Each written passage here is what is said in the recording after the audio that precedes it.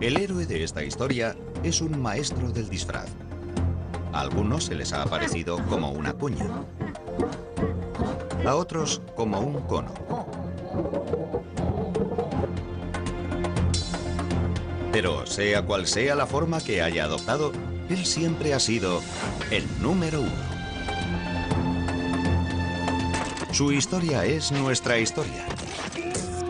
Es una historia de lucha, de conocimiento, del lugar de donde vienen los números. Veremos cómo uno contribuyó a la creación de grandes ciudades y a la construcción de imperios, e inspiró a algunos de los más grandes pensadores de la historia. Y veremos también cuál fue su papel en el hecho de que el dinero funcione como lo hace. Oh, gracias. Y por último veremos cómo uno se alió con cero para dominar el mundo en que vivimos hoy en día, el mundo digital, el mundo gobernado por unos y ceros. Las palabras que estoy diciendo ahora han sido recogidas en primer lugar por mi ordenador utilizando un código de unos y ceros. Incluso mi imagen, que sale en esta televisión digital, ha sido enviada a través del éter como una serie de unos y ceros.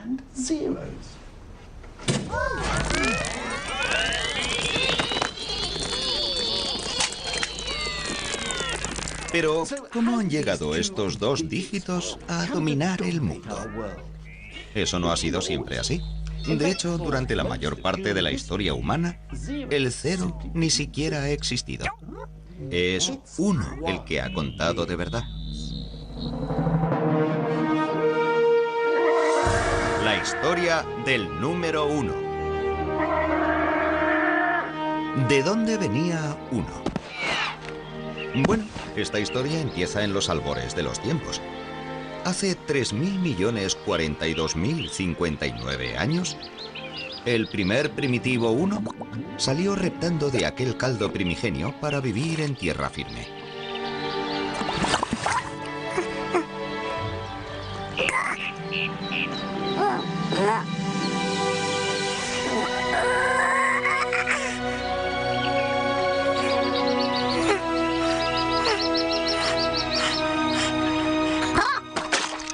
No, en absoluto, es broma. De hecho, los orígenes del uno están envueltos en misterio. Un misterio que solo nuestros más primitivos antepasados podrían resolver. En cierto momento, alguno de ellos debió ser el primer ser humano que usó el uno para contar. Pero, ¿cuándo? Prácticamente desde que el hombre ha sido capaz de hacer marcas en los huesos, ha estado, bueno, haciendo marcas en los huesos. Pero, ¿qué hay del tipo que hizo rayas como estas hace 150.000 años? ¿Es posible que estuviera contando? ¿Acaso estas rayas representan una serie de unos? Bueno, los expertos nos dicen, con todo el peso de las pruebas científicas y arqueológicas, que no tienen ni idea. De lo que sí están bastante seguros es de que uno es mucho más joven que nosotros. No ha sido hasta hace relativamente poco, unos 20.000 años escasos, que tenemos una prueba sólida de la existencia de uno y de que alguien lo utilizaba para contar. Por supuesto, no tenía este aspecto cuando nació. Entonces, uno no era más que una raya en un hueso. Este hueso es conocido como el hueso de Ishango. Fue hallado hace relativamente poco en el Congo. Y miren, aquí pueden ver las rayas. Sabemos que cada una de ellas representa un uno. ¿Cómo podemos estar tan seguros? Bueno, alguien debía estar contando porque hay 60 rayas a lo largo de esta parte del hueso y otras 60 en esta otra parte, distribuidas además en grupos de la misma cantidad. Y no hay modo de hacer eso si no es contando. El hueso de Ishango marcó un momento decisivo de la humanidad. Los zoólogos nos dicen que otros mamíferos son capaces de contar hasta 3 e incluso hasta 4, pero no más.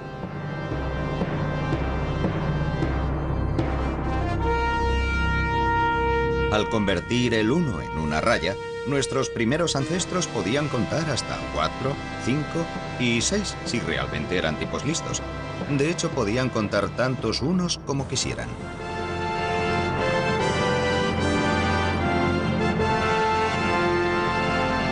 Y eso fue lo que nos dio ventaja sobre leones y tigres. En adelante, contar no tendría límites. Uno había crecido hasta convertirse en un chico grande.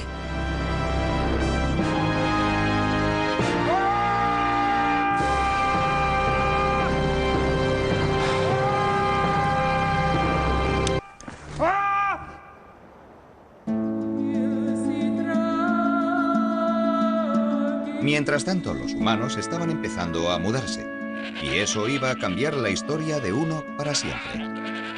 Dejaron de vivir en cavernas para construirse sus propias cuevas, las casas.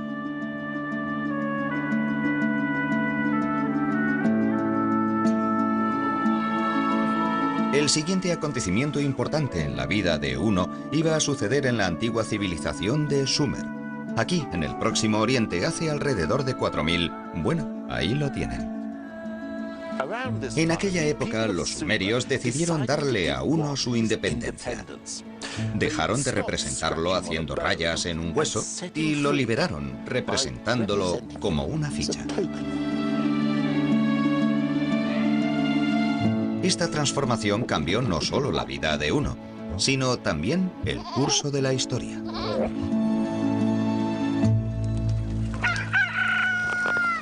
La invención de estas fichas permitió a los sumerios hacer cosas que nadie había hecho hasta entonces.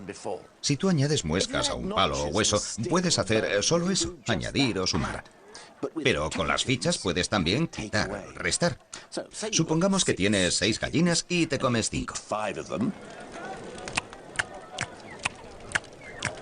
¿Y qué es lo que tenemos? Una indigestión. No. Ha inventado la aritmética. Aquel fue el mayor avance de Uno. Para averiguarlo, tenemos que ir a un lugar donde no sucedió.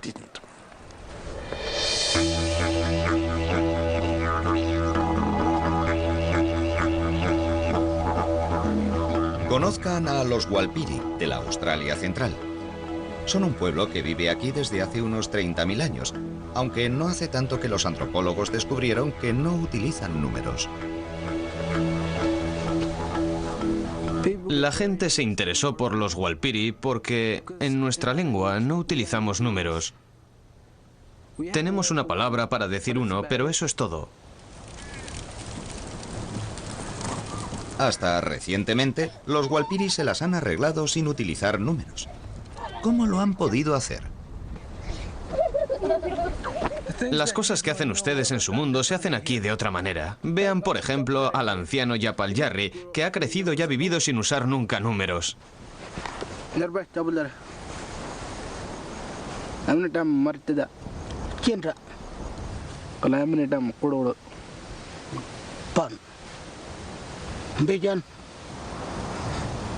Yapal Jarri nombra a todos sus nietos.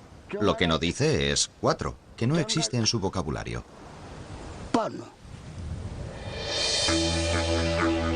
Los más viejos de los Walpiri no hablan de los momentos del día en términos exactos, sino de la posición del sol. Ni siquiera hablan de distancias, pues el mapa de su territorio está hecho no con números, sino con canciones que contienen toda la información que necesitan. Estas canciones de tiempos inmemoriales, profundamente enraizadas en su cultura, constituyen un gran orgullo nacional.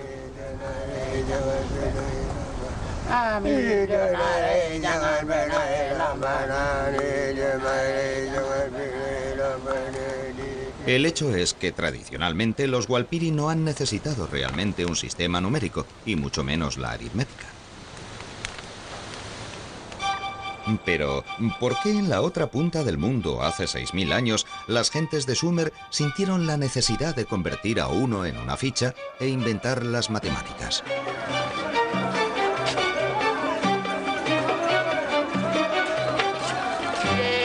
¿Qué tenía tan diferente la vida en el Próximo Oriente? ¿Por qué la gente de la zona quiso expresar todas las cosas de forma matemática? Tal vez fuera porque había muchísima gente viviendo en el mismo lugar. A diferencia de los Walpiri, los sumerios vivían en ciudades, y las ciudades exigen organización.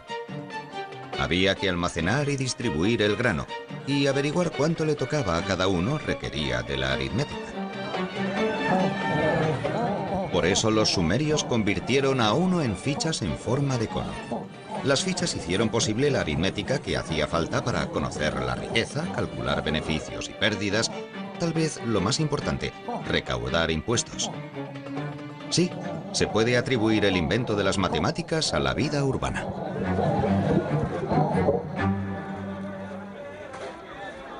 La habilidad de practicar la aritmética no fue lo único que los sumerios necesitaron en su vida urbana. También debían ser capaces de llevar un registro continuo de sus cálculos. Pero el caso es que la escritura no se había inventado aún, y parece que fueron los números las primeras cosas que se escribieron. Sucedió de la siguiente manera. Cantidades concretas de conos se guardaban en bolsas de arcillas que se sellaban para conservarlas a salvo. Una vez sellada la bolsa, ¿cómo podían acordarse de cuántos conos tenía cada una? Era un pequeño problema. Pero, un momento. Cogieron otro cono e hicieron en la parte exterior de la bolsa tantas impresiones como conos había en su interior. Después, alguna mente brillante se dio cuenta de que no necesitaban las bolsas para nada. Y ni siquiera hacían falta los conos.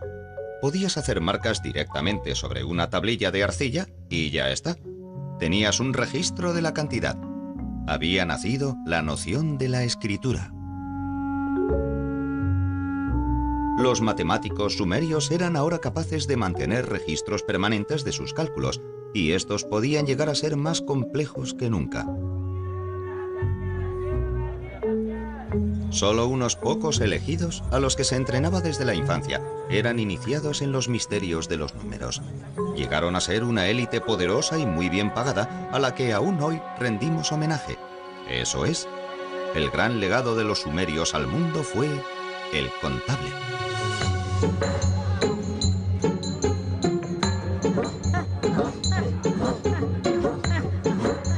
Uno era ahora disciplinado y estaba organizado como nunca lo había estado.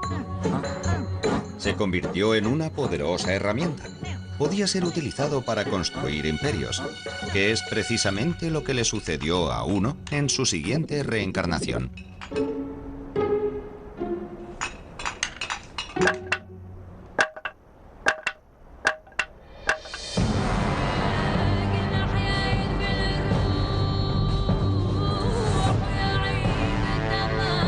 En manos de los sumerios, Uno había llegado a ser parte de un complejo sistema de cómputo.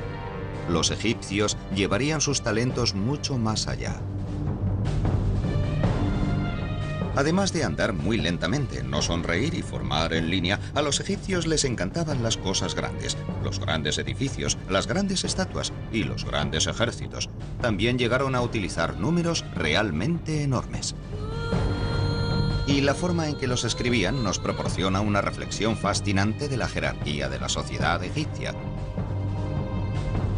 Primero estaban los números de los trabajos y tareas cotidianas. 1 era una simple línea sin adorno alguno. 10 era una cuerda. Y 100 un rollo de cuerda. Todos humildes números del trabajo diario. Pero a continuación venían los números de los aristócratas, números para impresionar. 1000 se representaba con un loto, que es el símbolo del placer. 10.000 era un dedo autoritario. Y por fin llegaba el número de los faraones, aquel con el que los sumerios ni siquiera llegaron a soñar. 1.000.000, el tipo de número que solamente un faraón podía necesitar para contar a sus prisioneros.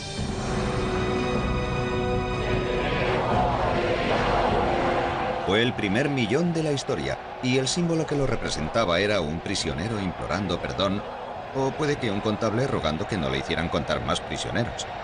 En cualquier caso, Uno nunca había tenido tanto trabajo. Pero los egipcios querían que Uno hiciera también otro trabajo, tal vez el más importante de todos. Necesitaban que les ayudara en la obra. Los antiguos egipcios eran constructores empedernidos que tenían buen ojo para la belleza. Pero no se pueden crear cosas bellas sin medirlas con exactitud. Y no se puede medir con precisión si no sabes cuál es tu unidad. Es decir, qué es lo que entiendes por uno.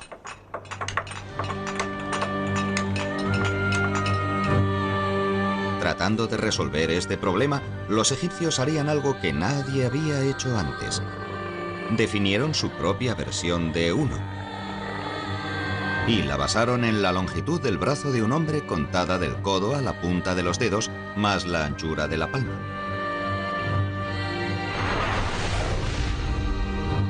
Uno era ahora conocido como el codo, la medida de todas las cosas, el soberano indiscutible.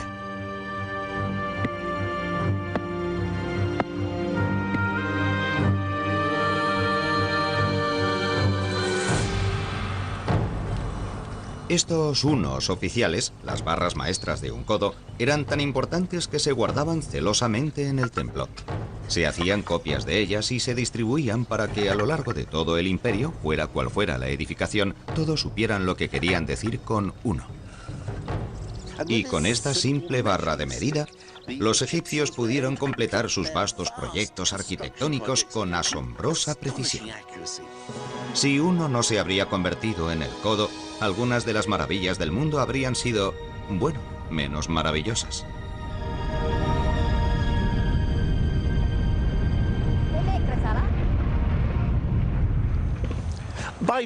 Haciendo que uno pasara de contar cosas a medirlas, los antiguos egipcios no solo inauguraron todo un nuevo mundo de trajes a medida y moquetas ajustadas, sino que también hicieron de uno la medida de todas las cosas.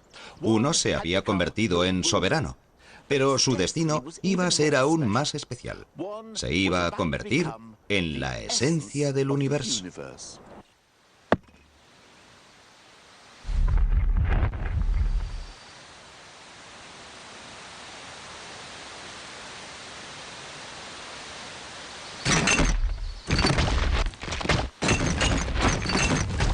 Todo empezó hace alrededor de 2500 años en la antigua Grecia, o lo que entonces era la Grecia moderna, a causa precisamente de un tipo que se llamaba Pitágoras. ¿Pitágoras? ¿No tenía una teoría o algo así?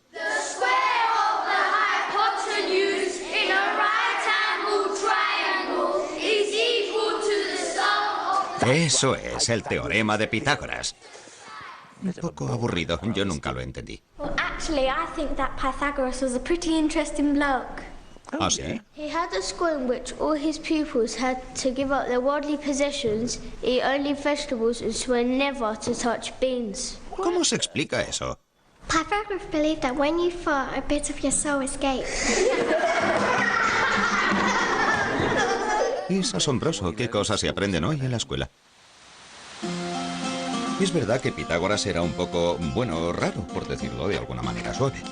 Estudió en Egipto y en el Próximo Oriente, y cuando volvió a casa abrió su escuela vegetariana de matemáticas. Aquí se dedicó completamente a explorar las maravillas y misterios contenidos en los números. Pitágoras fue el primer hombre que distinguió los números pares e impares y les dio sexos. Mientras el 1 era macho, el 2 era hembra, y así sucesivamente. También tenía afición a los números enteros, que eran grupos de unos. Advirtió que ciertos números enteros crean formas agradables. 3 hace un triángulo, 4 un cuadrado. 1 más 2 más 3 más 4 hacen 10, que forma un triángulo mágico. Pitágoras estaba también convencido de que 1 contribuiría al fin a explicar una de las cuestiones filosóficas fundamentales de la época. Los filósofos griegos buscaban incansablemente la primera materia del universo, aquella de la que todo estaba hecho. Un filósofo decía que todo estaba hecho de fuego, otro que de aire, el tercero que de agua. Pitágoras decía que todo estaba hecho de números, incluida la música. Para descubrir lo que Pitágoras quería decir, he venido al Jardín Botánico de Waterbury, en el Oxfordshire. Oh, muchas gracias. Pero ahora necesito un matemático. Oh, yo soy matemático. Oh, mira qué suerte.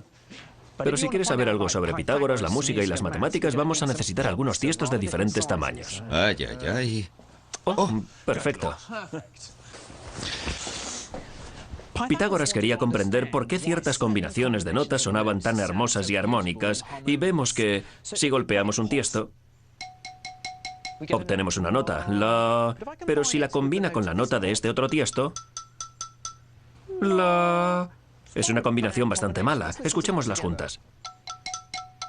Sí, eso no suena nada bien. Pero si toco este tiesto de aquí, la... Es una combinación hermosa. Vamos a escucharlas a la vez. Pero ¿por qué es una combinación tan hermosa? La respuesta es por la matemática. Los pesos de cada uno de estos tiestos mantienen una relación perfecta de 1 a 2. Y es esa combinación de números enteros la que produce ese sonido tan hermoso en oposición al caso del primer tiesto.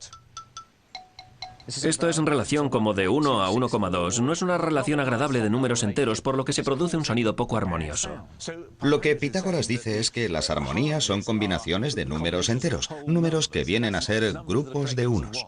Pitágoras advirtió que estos números enteros eran la razón por la cual las cosas sonaban de manera tan hermosa, y eso le entusiasmó tanto que pensó que realmente la matemática era la base de todo, que podría explicar la armonía musical y el cosmos, y de ahí acuñó la frase la música de las esferas. ¿Tocamos?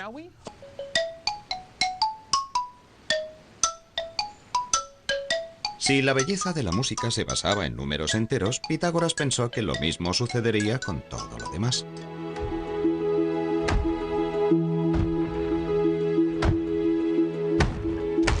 Y como los números enteros son grupos de unos, uno debería ser la materia esencial de la que estaba hecho el universo. El uno nunca había sido tan admirado. Pero en última instancia, todo el sistema de creencias de Pitágoras estaba condenado al fracaso. E irónicamente, fue el triángulo que lo hizo famoso el que probaría su error.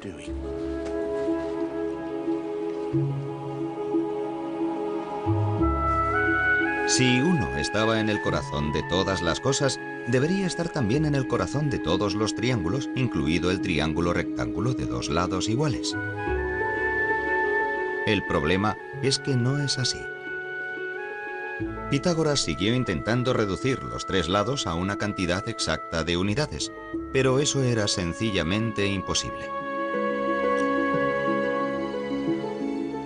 Cuando uno de sus discípulos trató de hacerle ver este asunto, los demás lo ahogaron.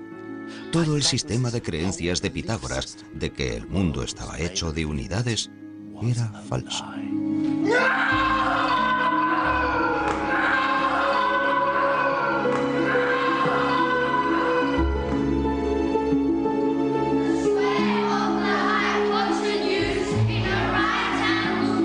Pobre Pitágoras, que fue derrotado por su propia y más querida forma geométrica. El uno, sin embargo, estaba a punto de embarcarse en una nueva aventura.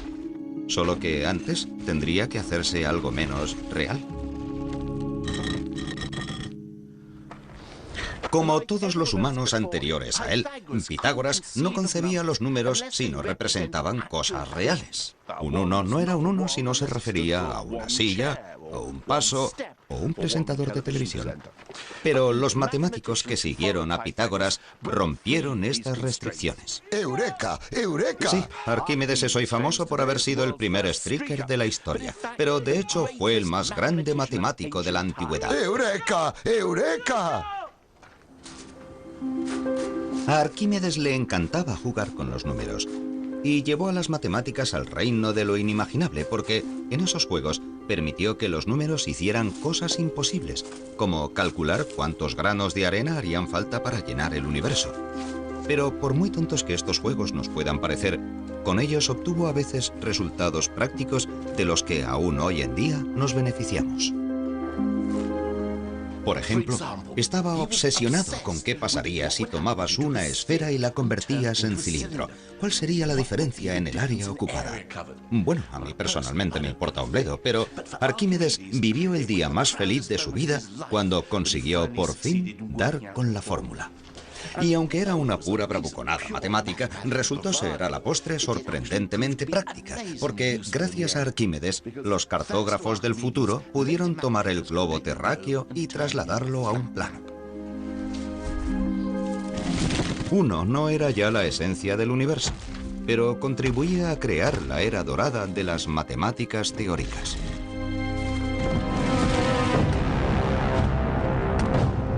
Pero una nueva fuerza se estaba extendiendo por el mundo, y uno estaba a punto de ser dominado por un pueblo que tenía obsesiones muy diferentes.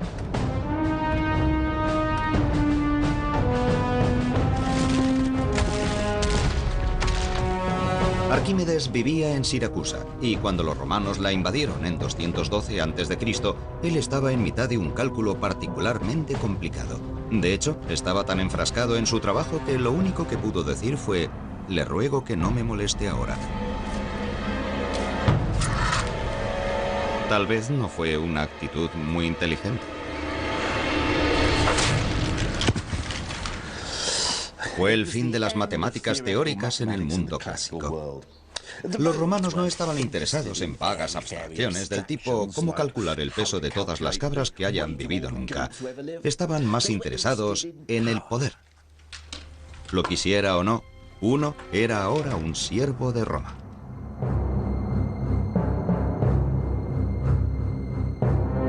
Debía abandonar el vertiginoso mundo de las matemáticas abstractas y centrarse en preocupaciones más prácticas.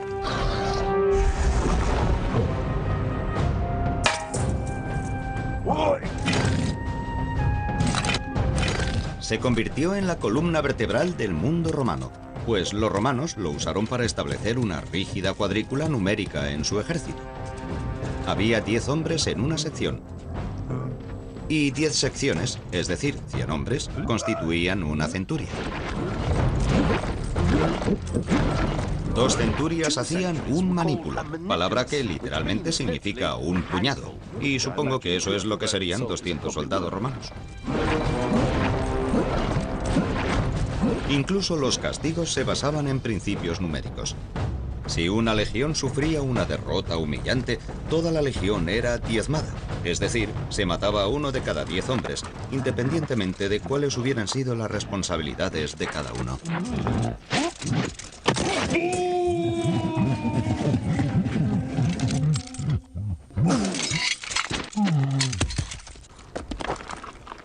El gran objetivo del mundo romano era mantener las cosas en funcionamiento. Las matemáticas teóricas no iban con ellos. Y, desde luego, no me extraña nada, porque los números romanos no facilitan precisamente las cosas, ¿no? Míralos. No son más que una versión más elaborada de las viejas muescas en los huesos, y la única sofisticación venían a ser nuevos símbolos para los números cada vez menos manejables. V para el 5, X para el 10, C para el 100, hasta llegar al símbolo del millón. Pero esto sigue siendo un simple sistema de cómputo que viene muy bien para grabar inscripciones en las tumbas, pero no resulta muy útil para las complicaciones de las matemáticas teóricas. Por ejemplo, intenten escribir 1000 millones de esa manera. Yo lo he hecho y con los números modernos me ha llevado 8 segundos. En números romanos llevaría unos 16 minutos. No resulta sorprendente, por tanto, que los números romanos no se utilizaron para hacer cálculos. Para ello, había que valerse de una tabla de cómputo, una primitiva versión del ábaco.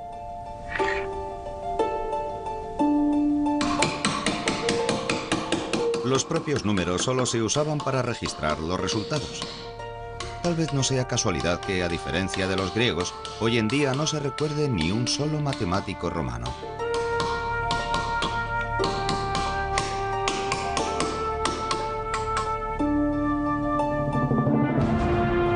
Con la extensión del poder romano, se difundió también su sistema numérico. A lo largo de los siguientes 500 años, toda Europa, de España a Turquía, cayó bajo dominio romano, y sus números siguieron utilizándose incluso después de la caída de su imperio.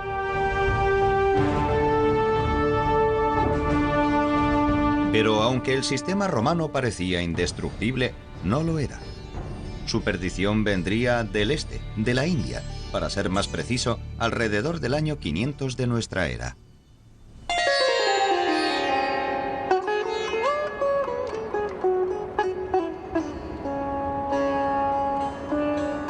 Uno tenía un primo indio que durante un tiempo estuvo viviendo en una atmósfera algo más enrarecida.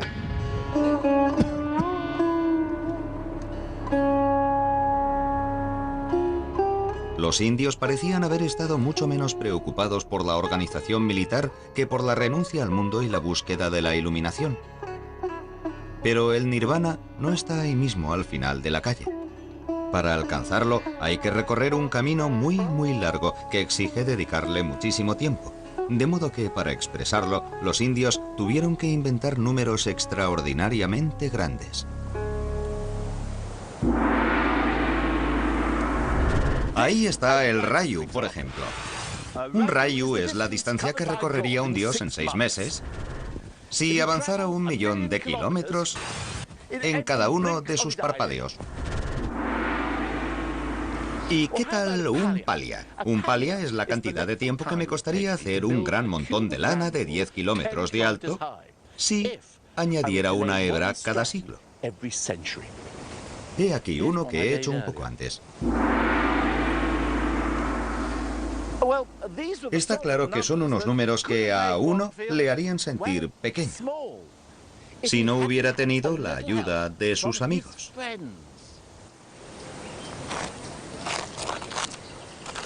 A diferencia de los romanos, los indios maquinaron un sistema que podía arreglárselas con números vastísimos. Desarrollaron un símbolo diferente para cada cifra del 1 al 9. 1, 2, 3. O, para decirlo de una vez, los números arábigos.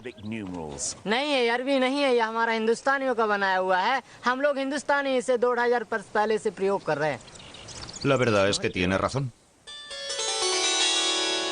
Los números que utilizamos actualmente se llaman arábigos, pero de hecho nacieron aquí, en la India, en fecha tan temprana como el 500 después de Cristo. Pero hace alrededor de 1500 años, o algo más si están viendo una reposición de este programa, a alguien se le ocurrió una idea estupenda, increíble y extraordinaria. La mayor revolución que se había producido en los números desde que los sumerios inventaron las matemáticas. Un invento que cambiaría el mundo. Inventaron un número completamente nuevo. Y es aquí, en este diminuto templo de 11 siglos de antigüedad en Gwalior, en el norte de la India, donde se encuentra este nuevo número. Y después de recorrer 6.500 kilómetros, por fin voy a verlo.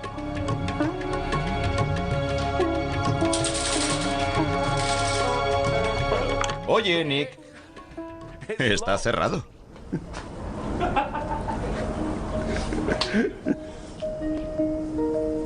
Así que esperamos. Y mientras lo hacíamos, empecé a preguntarme cómo es que este nuevo número no se había inventado antes.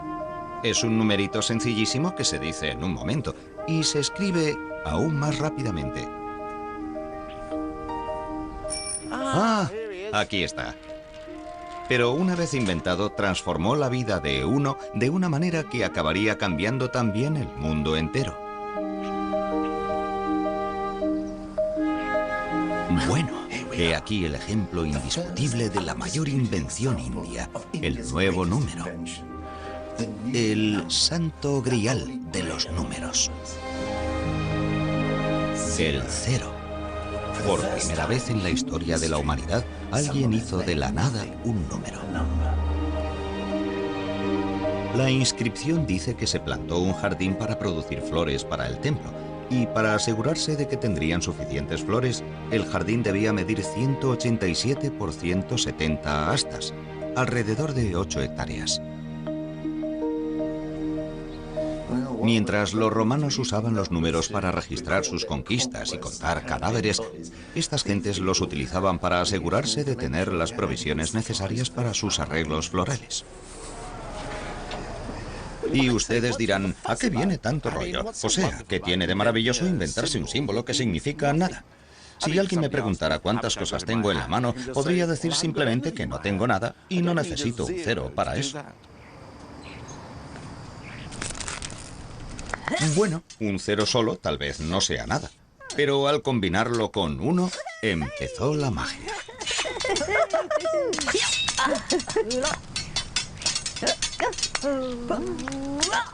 Y cuando a ellos se unió el resto de la tropa, los resultados fueron espectaculares.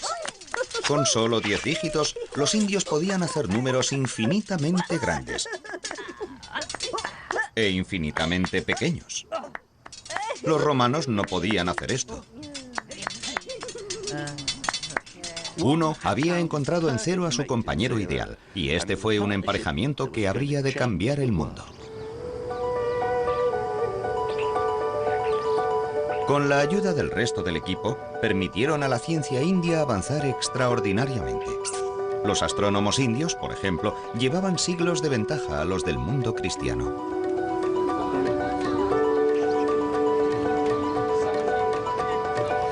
Los científicos indios afirmaron que la Tierra giraba sobre su propio eje y que se movía alrededor del Sol.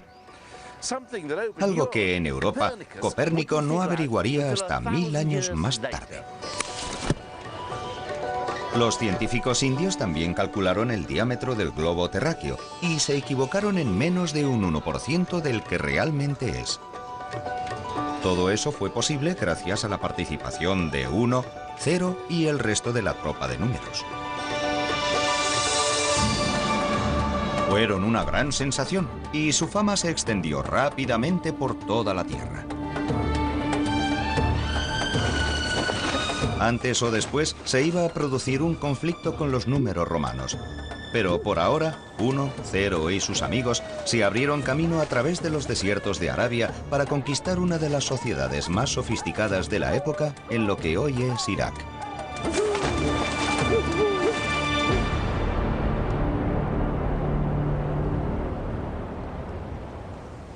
Cuando el Islam tenía poco más de 100 años, Bagdad estaba gobernada por el gran califa Al-Mansur.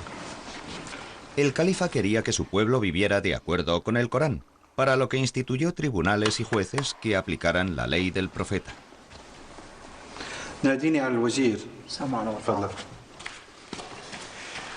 Pero la ley del profeta está llena de instrucciones que requieren severos cálculos matemáticos, si han de cumplirse con exactitud. Por ejemplo, a diferencia de lo que sucedía entre los cristianos, el Corán establece que la mujer obtenga su parte de una herencia. El libro dice, hay una parte para el hombre y otra para la mujer, cada una de las cuales depende del número de los demás parientes y de su relación con el difunto. Hacer todos esos cálculos requería la utilización de fracciones y ratios, pero los árabes de la época contaban aún con los dedos. No es que no estuvieran dotados para la aritmética compleja, es que su sistema numérico no les permitía avanzar más. Pero un día llegó a la corte un embajador de la India. Debía aparecer ante el gran califa con algún tipo de presente, pero el califa era un hombre de riquezas infinitas. Resultaba difícil saber qué regalarle. Vaya que una camiseta que dijera "Adoro la India" no habría servido. El embajador, sin embargo, había sopesado largo y tendido el asunto y decidió presentar al califa unos de los mayores obsequios que se le podían haber ocurrido: los números.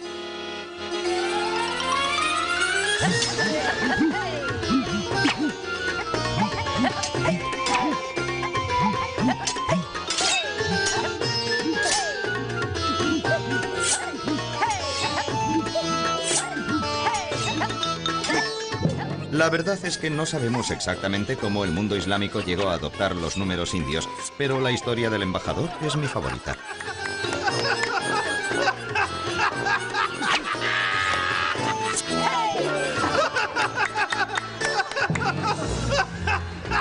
Lo que sí sabemos es que los eruditos musulmanes quedaron prendados por 1, 0 y el resto de la tropa.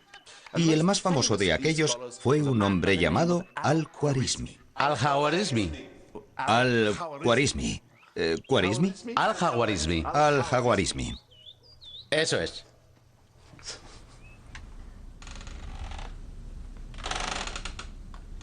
Al-Khwarizmi y sus colegas enseñaron a estos números un montón de trucos completamente nuevos.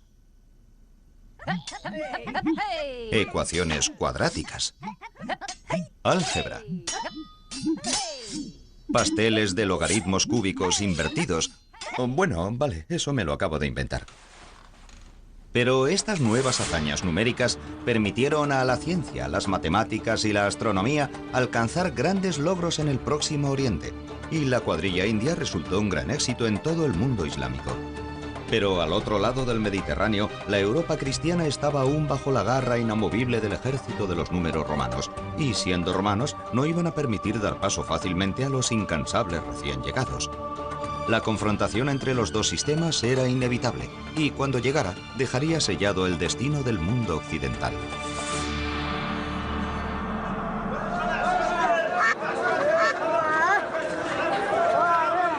El principio del fin de los números romanos empezó en las costas del norte de África.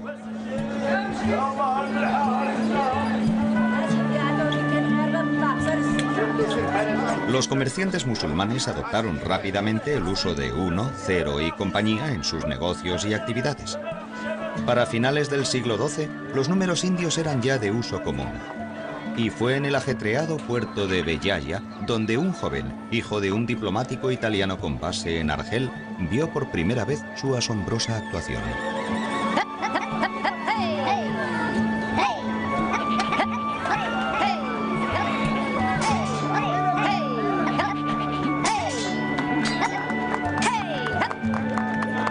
Cuando llegué a introducirme en el arte de los 9 símbolos de los indios, su conocimiento me satisfizo más que cualquier otra cosa en el mundo, y llegué a comprenderlo bien.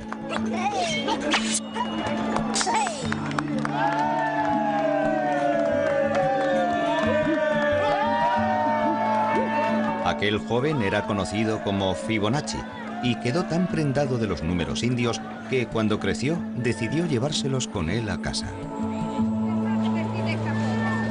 En 1202, Fibonacci escribió un libro sobre el cálculo llamado, el libro del cálculo. Hoy está considerado como uno de los grandes matemáticos de todos los tiempos, y su libro constituyó un auténtico escaparate para los números indios. Pero Fibonacci no era solo un teórico en su torre de marfil. Parte de su libro de cálculo estaba destinada especialmente a los comerciantes, a los que les mostraba lo útiles que podían ser los números indios para calcular sus beneficios. Tal vez piensen que no era especialmente rompedor, pero esta era la época en la que el capitalismo empezaba a salir a la luz en Europa, y el libro de Fibonacci se convirtió en lectura obligada.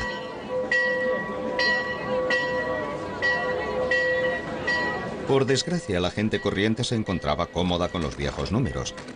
Al fin y al cabo, habían vivido con ellos durante los últimos 1000 años. Los viejos números romanos no iban a ponérselo fácil a los recién llegados.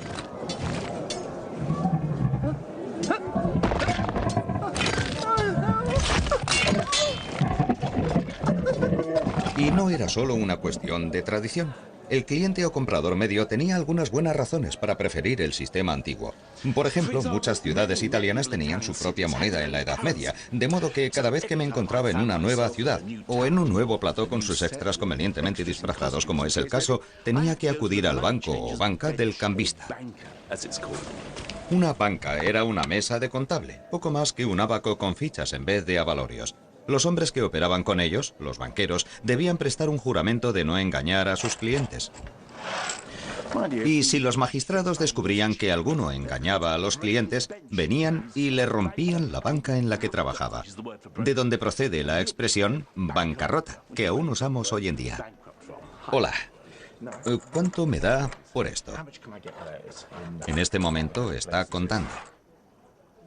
Es tranquilizador comprobar que está utilizando números familiares, que son, por supuesto, los números romanos. Y está usando este ábaco, de modo que al menos veo lo que está haciendo. Eso es lo que voy a recibir, ¿no? Muy bien, muchas gracias. Ha sido un placer hacer negocios con usted. Pero, ¿qué pasaría si fuera donde uno de esos chicos listos que usan los nuevos números indios? Hola, ¿cuánto me va a dar por esto?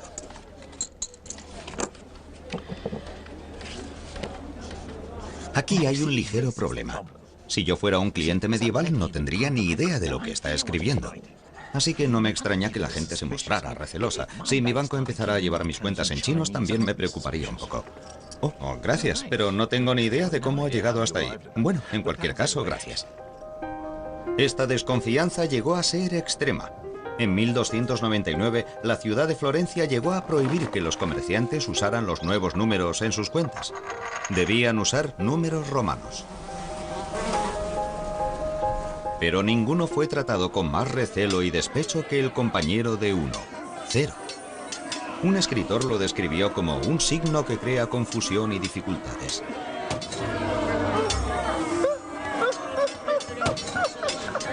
A 0 se le llamó cifra, y se le consideraba tan sospechoso que esta palabra acabó definiendo el modo de hacer códigos secretos, de donde viene cifrar y descifrar. Pero el viejo sistema tenía los días contados, y supongo que puede culparse de ello a la secular codicia humana. Los tradicionalistas que se aferraban al ábaco y a los números romanos nunca habían tenido que calcular intereses sobre préstamos, porque la Iglesia Católica decía que cargar interés sobre el préstamo era pecado. Se llamaba usura. Pero cuando llegó la Reforma, las iglesias protestantes se mostraron más comprensivas con los negocios, y las antiguas objeciones cristianas contra el capitalismo parecieron desaparecer.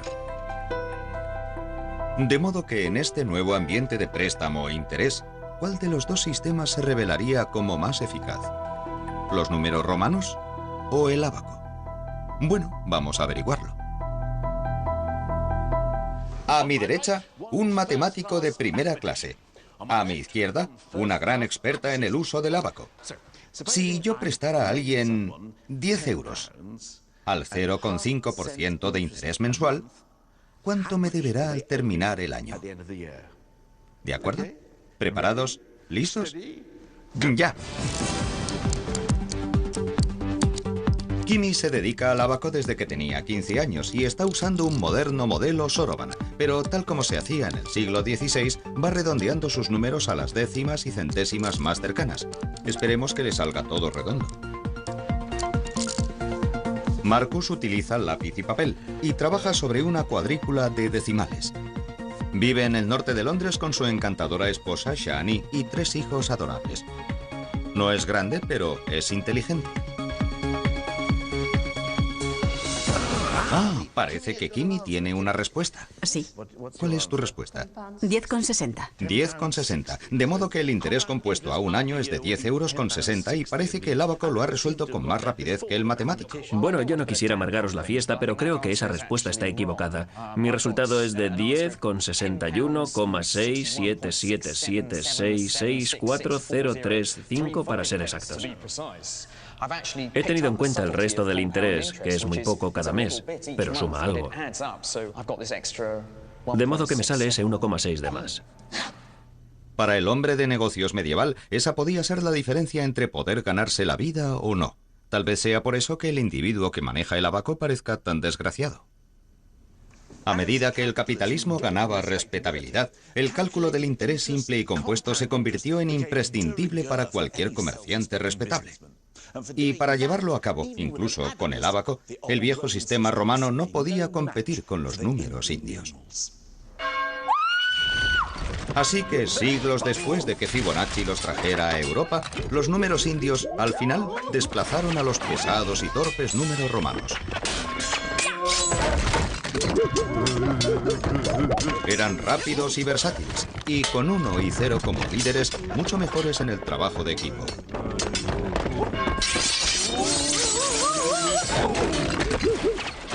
Cuando llegó el final, resultó pan comido. Los viejos números romanos cayeron por fin en bancarrota.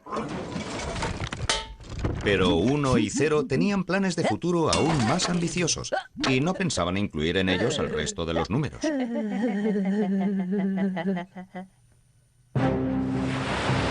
Mientras tanto, la tropa completa de los números indios había conquistado el mundo occidental. Con ellos, los navegantes europeos hallaron más fácil calcular la latitud en la que se encontraban y así atreverse a cruzar el gran océano lejos de la vista de la Tierra. Así es como tropezaron con América. Y los nuevos números se convirtieron en el vocabulario de la banca moderna tal y como lo conocemos hoy. Pero aún había mucho espacio para el viejo problema de el error humano. ¡Socorro, socorro, socorro! ¡Socorro, socorro! ¡Qué desgracia! ¡Dios mío! ¡Socorro, qué desgracia! Colón pensaba que había llegado a Japón cuando de hecho había llegado a las Indias Occidentales tras recorrer la mitad del mundo. Había cometido un error que es cosa de humanos, pero había un hombre empeñado en conseguir que dejaran de producirse. Sucedió alrededor de 1600... Bueno, no sé ni por qué me molesto.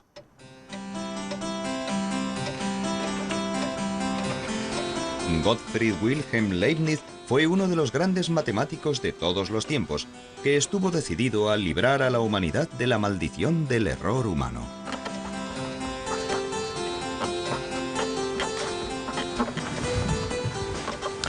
Tratando de hacerlo, Leibniz inventó algo que aún hoy sigue afectándonos en nuestras vidas cotidianas. Y lo que es más, es un invento que daría a nuestro viejo amigo Uno la oportunidad de gobernar el mundo. Leibniz estaba convencido de que podía erradicar el error inventando una máquina de calcular mecánica, y de hecho construyó una, utilizando todos los números del 0 al 9. Pero después tuvo una idea mejor, inspirada por su filosofía. Es verdad que, mientras el completo vacío y la jungla sombría pertenecen a Cero, él es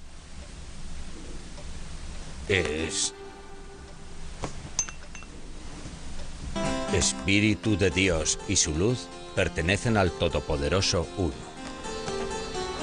En otras palabras, y parafraseando a Leibniz muy libremente, el universo es una especie de queso de Gruyère, cosa que algunos habíamos sospechado durante años. En él, los agujeros son tan importantes como el propio queso, de modo que para construir el mundo necesitamos tanto algo, el viejo número 1, como montones de nada, que es donde el 0 entra en acción. Leibniz estaba convencido de que 1 y 0 eran los únicos miembros del equipo realmente necesarios. Afirmaba que con estos dos números podría hacer realidad cualquier sueño matemático, y lo que es más, eliminar el error humano.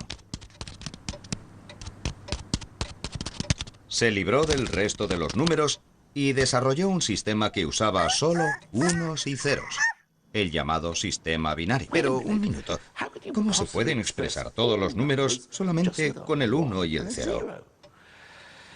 Creo que es hora de que consulte a alguien que sabe de qué hablamos. Marcos, necesito entender el sistema binario.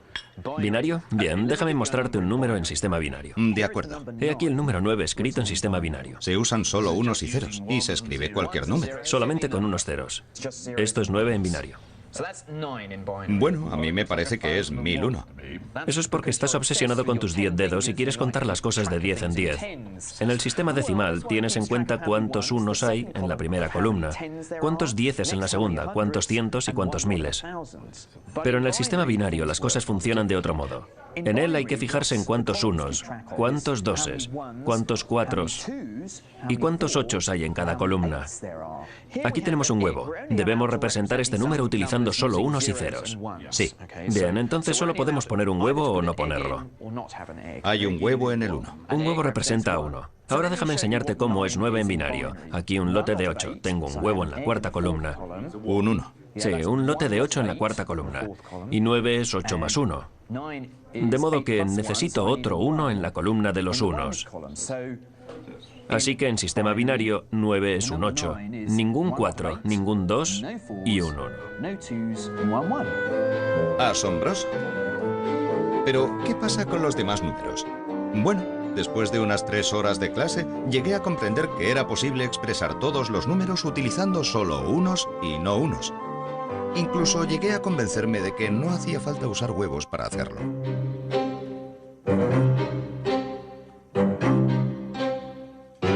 Es un tipo de sistema mecánico. Es muy mecánico el sistema de añadir unos y ceros y por eso es perfecto para una máquina, porque a la máquina no le importa lo largo que pueda llegar a ser el número. Puede arreglárselas con números larguísimos, mientras que nosotros no podemos hacerlo. Lo interesante es que es una forma muy eficiente de sumar números y por eso a las máquinas les encanta poner los números en sistema binario. Y Leibniz diseñó una máquina binaria exactamente de ese tipo. Solo que él utilizó bolas de metal que caían sobre ranuras y no huevos y hueveras. En adelante, los errores serían cosa del pasado. Parecía que la era digital podía empezar ya a conquistar el mundo. Desgraciadamente, nunca la construyó.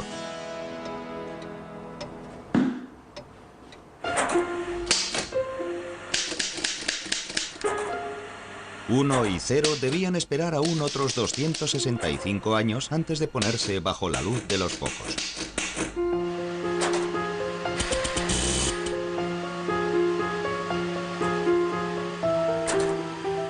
He aquí Colossus, el primer ordenador de funcionamiento binario del mundo. Es el sueño de Leibniz hecho realidad. Pero en vez de dejar caer bolas metálicas en ranuras, Colossus es una máquina electrónica. Aquí, 1 y 0, algo y nada, han acabado estando en su elemento como corrientes eléctricas, encendido y apagado. Colossus se creó en la Segunda Guerra Mundial y se instaló aquí, en el centro de decodificación de Bletchley Park. Estaba formado por 1200 válvulas, miles de cables y cientos de componentes mecánicos. Pero como en todos los ordenadores de hoy en día, el verdadero corazón de esta máquina es 1 y 0.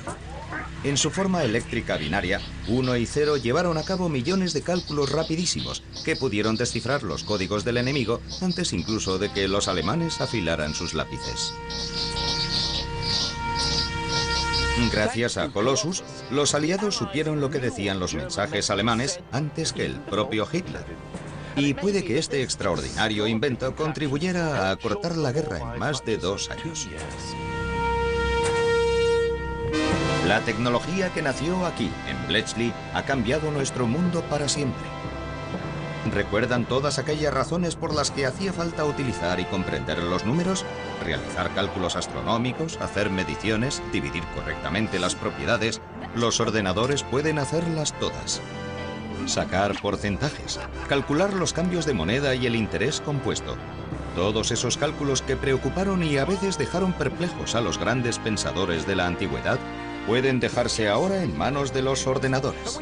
Podemos vivir en nuestra bendita ignorancia sin saber siquiera si el resultado es correcto o incorrecto. ¿Y eso tiene que ser bueno? ¿No?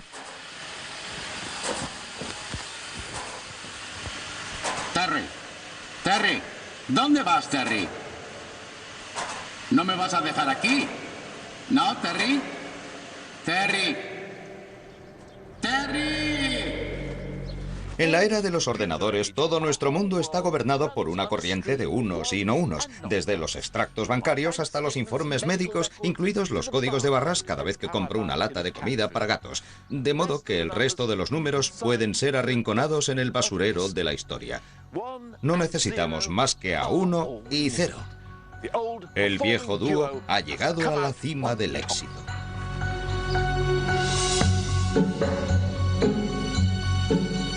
Esperamos poder controlar a estos pequeñajos.